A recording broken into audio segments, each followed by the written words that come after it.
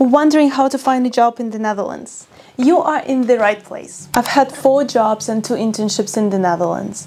It was not always easy to get one, so I attended numerous workshops, talked with a lot of people, and even worked with a coach. In this video, I will condense all these experiences and will share my tips on how you will find a job in the Netherlands without stretching yourself too thin. If you're looking for a job in the Netherlands, you are likely in one of these situations. You are either looking from abroad, after graduation from a Dutch university, after you've been laid off or thinking of quitting, or you have a gap in your CV because you are a homestay mom, you've been experimenting with different businesses and ideas, or you had a gap year. Let's consider each situation separately. This is a complex situation because it means that your Dutch employer would need to move you from your country to the Netherlands. It would require from them to get you a BSN number, to potentially provide you with some relocation package, and also take a risk that you've never been to the Netherlands or you've never lived here. So what if after 6 months on the job, you're gonna move back? So it's a huge risk for a Dutch employer. If you're from a non-EU country, things are even more complicated. For a Dutch employer to be able to move you here, they need to be a recognized sponsor or need to be willing to become one, which costs money. There is a list where you can check if a Dutch employer is a sponsor, is a recognized sponsor. I will leave the list in the video description below. I strongly suggest you check it out and apply only for employers that are from this list. The advantage of this case, though, is that you will likely be eligible for a 30% ruling. What this means is that 30% of your salary will not be taxed. It's a bit more complicated than that, but this is like, in plain English, this is how I would explain it. In my point of view, if you have graduated from a Dutch university, this makes things easier. 1, you're already in the country. 2, your Dutch employer already knows this university, so it boosts your credibility. And 3, it sort of shows that you've been in the country for a year or 2, well, depends on the duration of your program. So it means that you like it here already, you intend to stay. It's a bit of a low risk for your Dutch employer to hire you. If you're not from EU, you can apply for a zoekjaar visa, which will allow you to stay in the country for a year and look for a job. Depending on your circumstances, this one can be very stressful and urgent.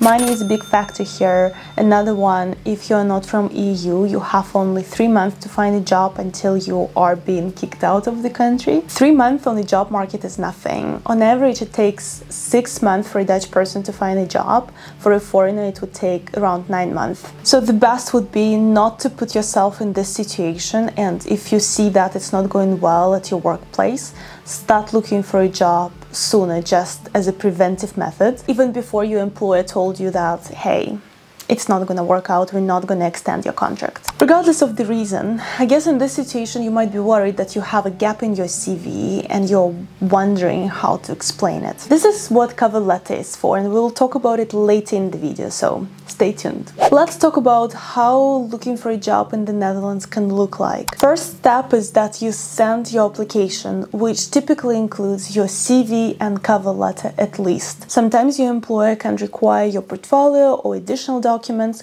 but this will be specified in the application itself. Number 2, the first interview is typically with HR, and it's usually a video call. The third step is the second interview, which is typically with the hiring manager. For the third interview, they might ask you to prepare a case and present it in front of a few people. There might be one more interview with the team, or if they have doubts, they might have another interview, but usually after the case you will hear their decision. If you're watching this video, I assumed you're stuck in one of these stages. So you're either not even getting interviews, or you get rejected after one of these interviews. It's important to understand what exactly you're missing on, so you know what to channel your energy and efforts to.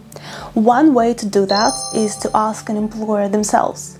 In the Netherlands, it's common practice to just ask for feedback. After CV screening, I would not be too hopeful to get the feedback, but after the interview, for sure, I would ask. If you get stuck in the application stage, so if you send in your CV and cover letter and you either don't hear from them or it's a rejection, it might be worth considering one of the following. Number 1, update your LinkedIn. I know in some countries LinkedIn is not as popular, but in the Netherlands it is. The most important second thing I'd say is that your LinkedIn profile is aligned with your CV and presents you in the best possible light. You can go an extra mile by asking your colleagues or people you worked with to leave you a recommendation, and these recommendations will appear on your LinkedIn profile. What you also can do is, if you have recommendation letters from your university or your internship or your previous employer, make sure you will upload them to your LinkedIn as well. These are just small tweaks, but they will make a gigantic impact on how your LinkedIn profile will be perceived. Number 2, polish your CV. I was really surprised that some people send their CV in Word format, or they use some crazy colors for their CV design. And I guess it might be appropriate if you are a creative person and you apply for a creative position, or if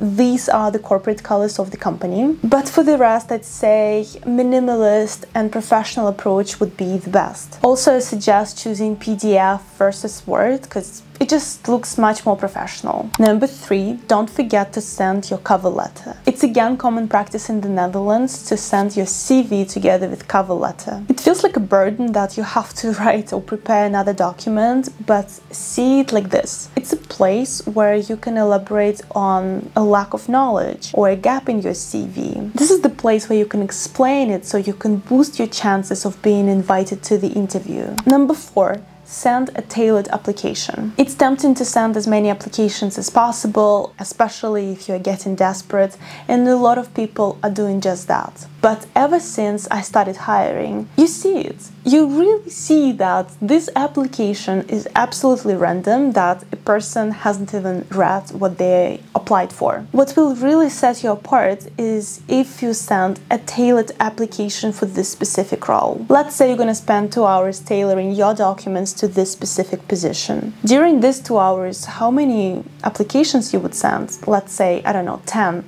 I'm sure you would get a better return on investment if you send just one, but really well-crafted one versus random 10. Number 5, send a direct application. Sometimes the reason you're not getting interviews is not because there is anything wrong with your application per se, but it's not even getting read. If this is what you're suspecting, try to get in front of the right people. The easy one is to connect on LinkedIn with the hiring manager. On top of it, you can attend career events, webinars, industry events. You can potentially meet people there who can refer you to the job. If you are getting interviews but get rejected after one of them, here is another checklist that you should consider. Number 1, do you do your due diligence? Perhaps you just come across unprepared. Have you researched the company? Do you know what company's culture like?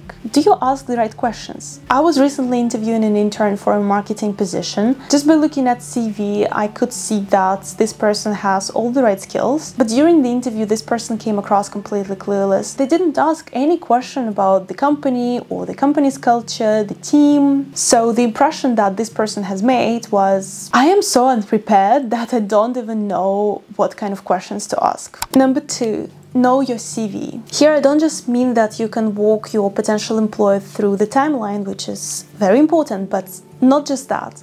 Here I also mean that you can elaborate on your motivation to make the choices that are reflected on your CV. Number 3, case solving skills. For me, this one was the hardest to pass because in marketing, it's very subjective, and the direction you take on the case or suggestions that you give to the company strictly depend on what the company or hiring manager has in mind. And this is a little bit difficult because as an outsider, you don't really know where the company is going.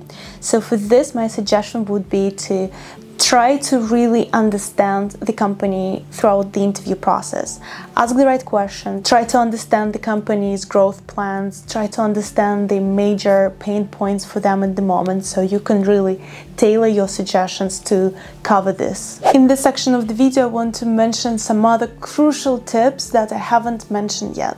Number 1, post on Facebook groups or some local groups. I noticed in some groups like Ladies in the Netherlands, people really want to help. People can ask you to send them your CV so they can recommend you through their network or give you some valuable tips that are specific to your industry that can really help you with your career search. Number 2, try to make a plan. Applying for a job might feel like a full-time job by itself, so it's important to have a plan of attack so you don't stretch yourself too thin. And for this, I can highly recommend you a journal for busy people. It's the journal that I created myself. Every year I go like, oh, let me see what's available in the market, and I do my research, and I still come back to this journal because it really helps me know what I'm doing and doing it intentionally without overwhelming myself, without going crazy because of the amount of things that I have to do. So if you're interested, I will leave the link in the video description below. Check it out. Number 3, which is a very important one, unemployment benefits. If you lost your job to no fault of your own, you might be eligible to apply for unemployment benefits. I will leave the link in the video description below so you can check if you meet the requirements. Number 4, career coach. If it's a professional career coach, it can accelerate your growth and bring you a solid ROI. Please make sure that you're getting a professional one with good reviews. Another pair of eyes. If you've been looking at your application for a while, I can assume that you got blind or oblivious to some of the typos or some of the things that make little sense. So here you can ask somebody you trust to read through your application, or again, consider working with a coach so you have someone committed to your success as much or almost as much as you are. In general, please remember that the Netherlands is one of the toughest countries to find a job in because we have a lot of English-speaking jobs, which means that you are competing for this job not only with Dutch, but with pretty much anyone around the globe who can speak English. If you speak Dutch, of course, it's a different story. It might give you the edge and will definitely boost your chances of finding a job here. Nevertheless, I just want to remind you that yes, finding a job is tough. There is nothing wrong with you or with your application. It's just a process, so it takes time. Keep at it, and I do hope that you will find something that you like rather sooner than later.